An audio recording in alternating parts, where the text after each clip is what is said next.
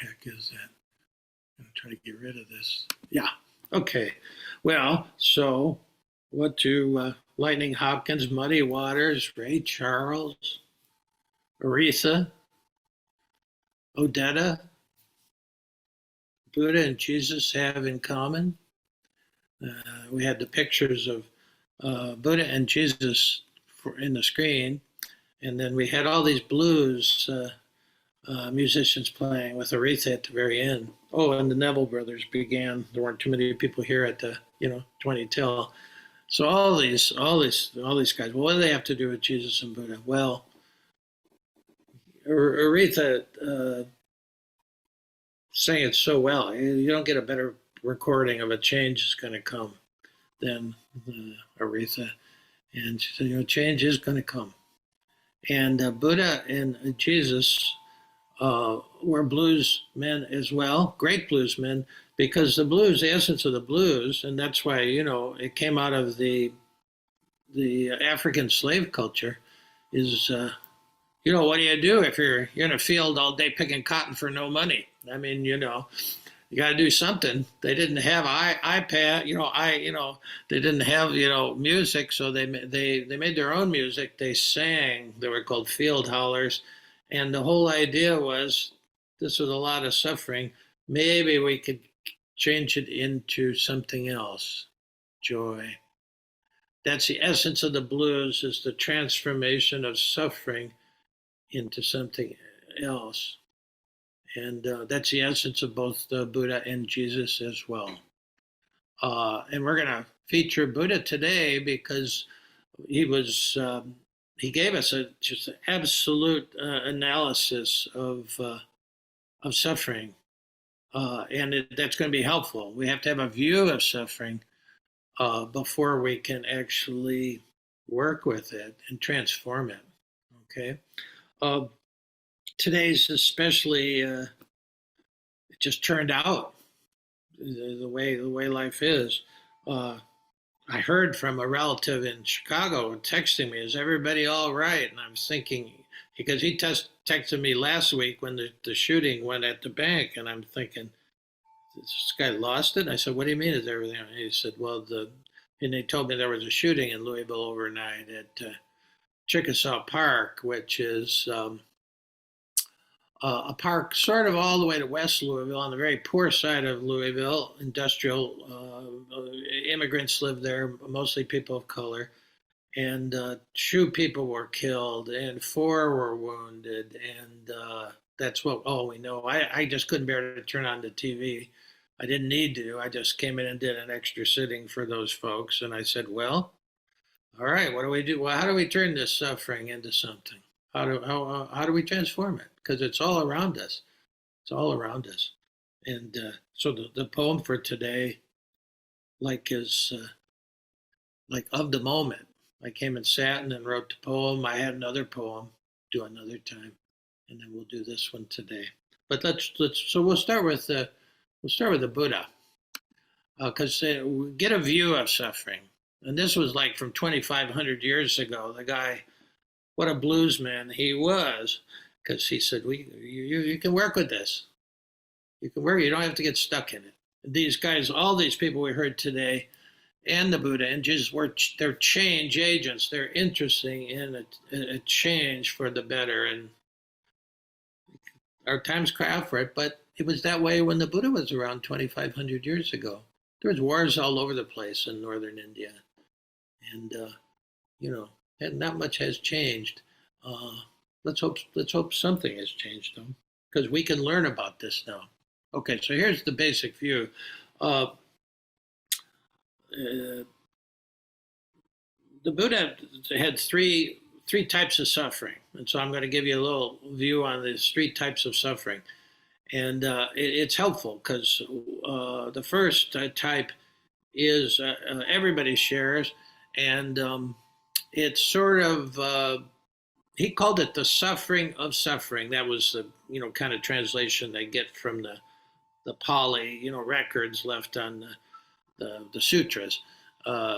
Suffering of suffering. That's a certain kind of suffering, and this is the obvious kind of thing. This is actually existential suffering. To be in existence on this planet, we all know about these things: um, earthquakes, floods, injury, illness, war. Uh, these are things that are so obvious to people. You know, shootings like that. Now the shooter is another story, but you're there one minute.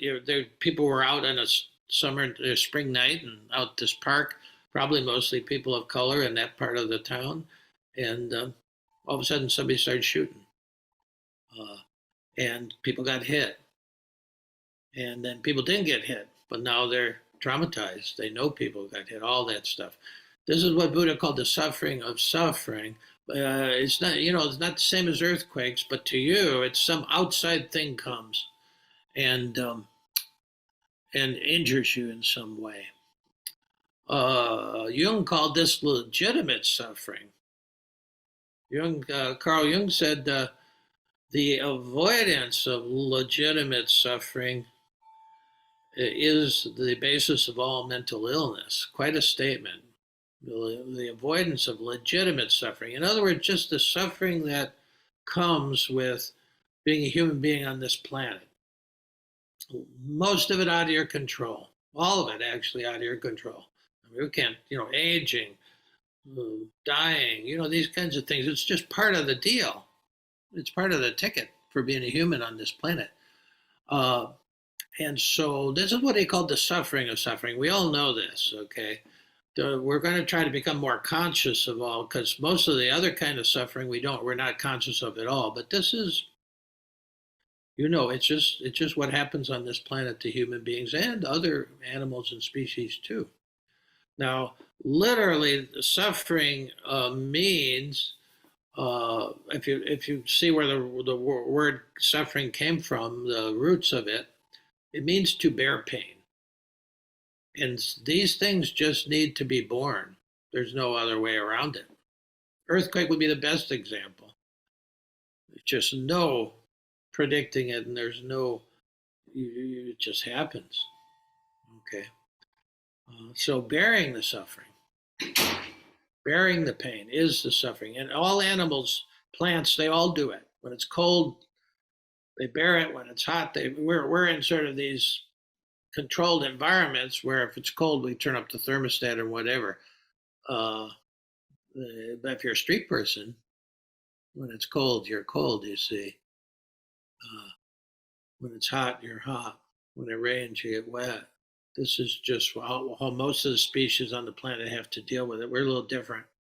We have some control, but still, illness, somebody shoots somebody in your family. So this is what he called the suffering of suffering. And this happens to all people, Republicans, Democrats, CEOs, unhoused people, immigrants, it doesn't matter. Okay, so that's the first kind of suffering, suffering of suffering. Um, and this you got to learn to deal with it, and you in a way you have to bear the pain of it. I mean, I'm looking forward to having my knee replaced. What a great gift it is to have health care and also to actually where somebody can replace a knee. Okay, and I'm willing to bear the pain of that. You see, it will be. That's that first kind of suffering. Some suffering of suffering where you're bearing the pain. Okay, that's our job when there's something that's out of our control. Now, when you just can't deal with it, you spin off and you either blame somebody or the spin off is what gets you here. If it, or so, you know, I'm not going to go into this cold turkey. They are going to give me narcotics, and I'm going to use them. Uh, so there's medicine, there's appropriate medicine, or people are dying in the hospice, and so you don't have to, you can control the pain. That's nothing wrong with that. But in the end, you have to bear some. You have to bear some. And if you're unwilling to bear any kind of pain, that's what leads to all kinds of compulsion, acting out, addictions, you name it. So there's just a certain amount of legitimate pain that that we have to bear sometimes. So that's the first thing. No problem with that. No getting around it. It's going to be painful, but you go through it. You go through it. Okay. And we're a little more on that. We're going to double back to these next week when we talk about how to practice with things like that. Okay. Now the other two kinds of pain are unnecessary suffering, and are caused by our mental reaction to life on this planet. So get that. And so that's why this is really helpful because, we got these three kinds of suffering. One, you're going to have to just learn how to deal with, but the other two are unnecessary suffering. And it'd be nice if we could, first of all, understand it, and then second of all, have a practice just to wipe out, 2/3 of your suffering and the world's suffering. Unnecessary suffering. It's mostly what we do with our mind when shit happens, as they like to say. Okay, the first one. Well, the famous story of the Buddha is illustrate where the unnecessary suffering comes from. This is one of his teaching. You might know it. It's called the poison arrow. Guy's just there, and all of a sudden, and it could be the same in a shooting. This is a shooting, anecdote. Guy gets hit with a poison arrow, and after he just has a moment, he said, "Well, what? Why would somebody do that? Why would somebody shoot me with a poison arrow? Who did it? They're searching for the shooter from last night. They can't find him. Sometimes in these things, the guys are there and they want to die or whatever. This didn't appear to be that case. They found the shooter yet. Maybe they have by now. You know how it goes. But who's the shooter? Why did he shoot me? What did I do to him? And all that stuff. And so the anecdote goes on and on. And then the guy standing there is like the Buddha. And he said, look, if we have to figure out all those things, you're going to die. He said, let's first pull the arrow out and stanch the wound. That's basically, he said, if we got to wait to do that to find out all that stuff, you're going to die. It's going to go worse. You'll lose an arm or something. So that was the Buddha's whole orientation, if you want. I call Buddha my favorite Indian neurologist because he really understood how the brain works and how we can create so much suffering for ourselves. Why did they do that? I can't believe she did that to me. I'm her best friend. All this kind of stuff. Well, Buddha said, no, just go right to the wound. Take the poison arrow out, clean it out, put a bandage on it. That's the first thing we need to do. So how do you deal with this? See? And all the pain and suffering we add to sometimes unfortunate events, just shit happens.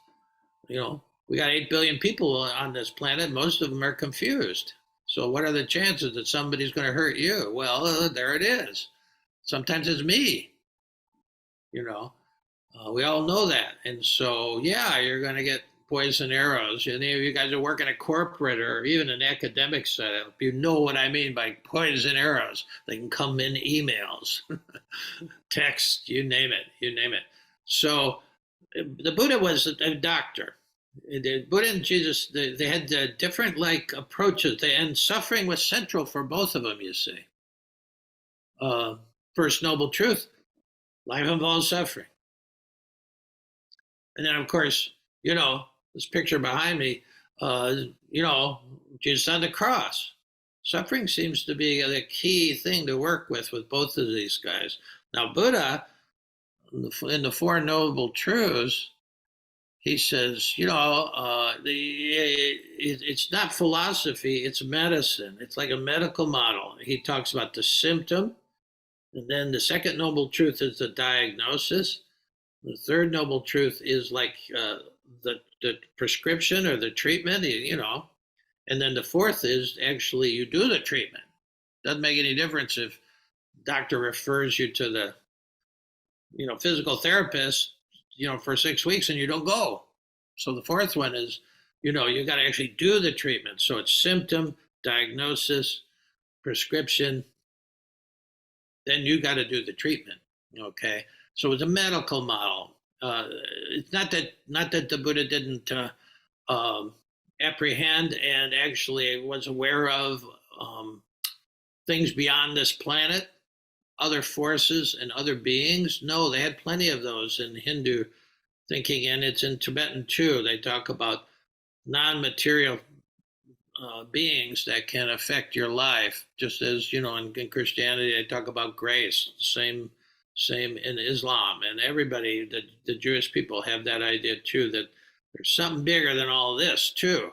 But the Buddha he was a doctor. He was a neuroscientist. He was just it. He's not atheist. He's a non-theist. In other words, hey, I'm a doctor. Let's get once you mention God, you get a lot of arguments. He says, I want to pull out the arrow and stance the wound. So that's the Buddha's province, and he's great at it. So the second kind of suffering, which is unnecessary, is called the suffering of change. The suffering of change. So we had the suffering of suffering, which existential. It's kind of what comes with the thing of having a body, being on this planet. The second is suffering of change, he called it. And basically, that's the dream. We human beings have this dream. Think about the American dream for a minute.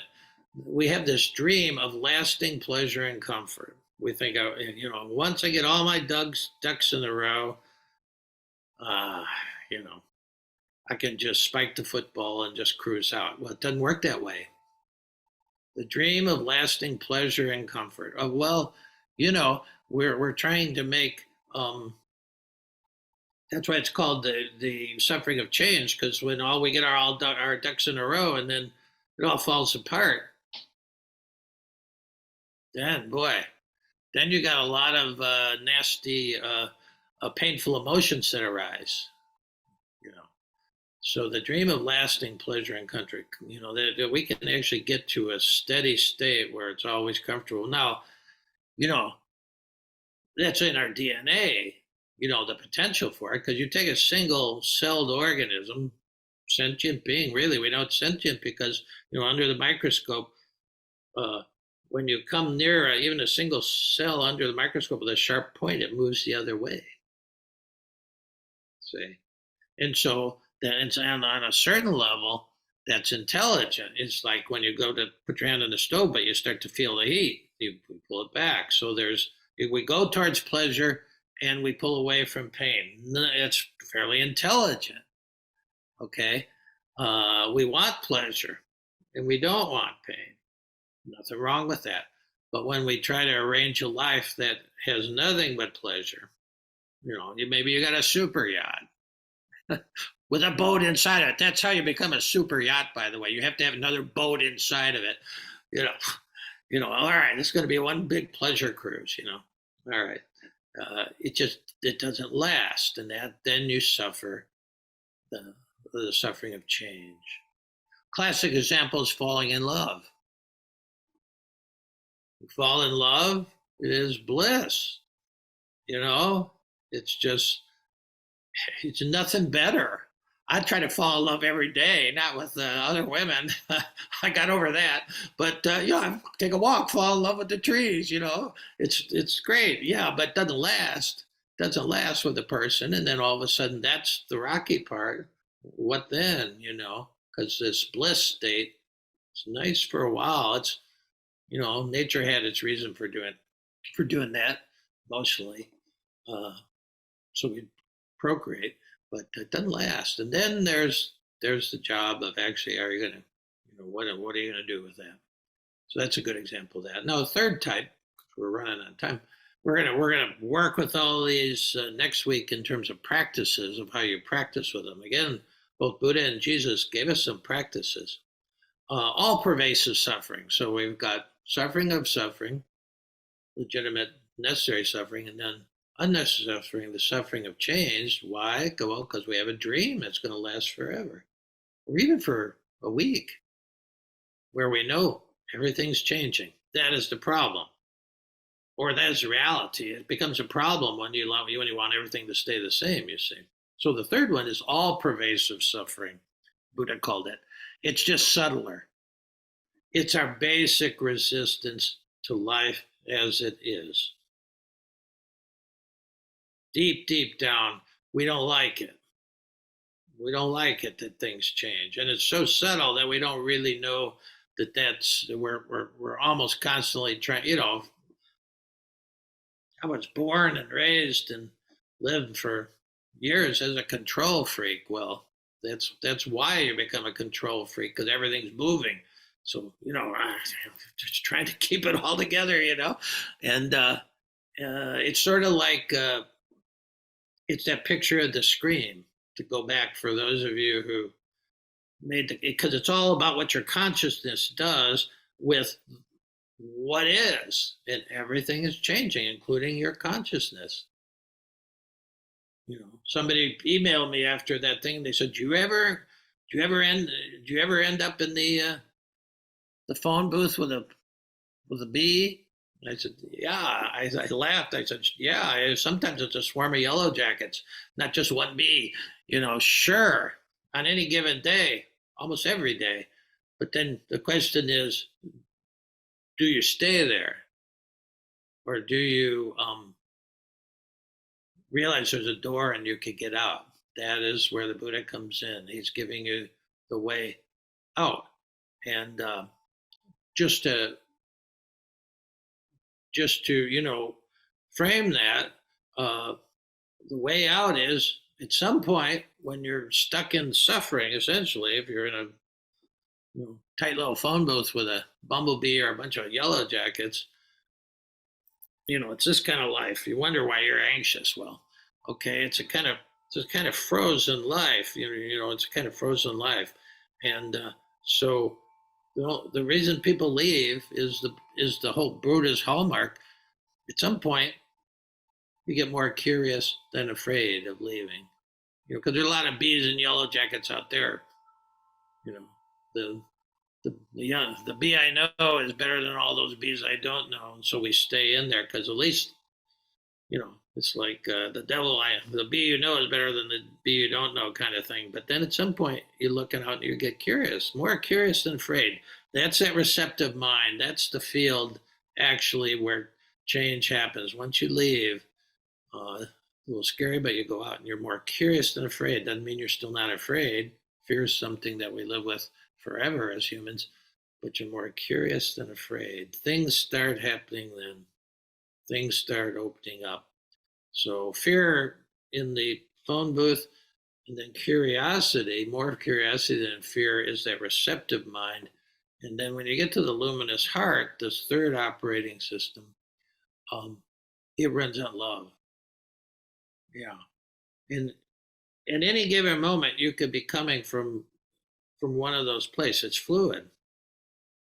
How many people actually live in the luminous heart all the time? Very few, including the greats in spirituality.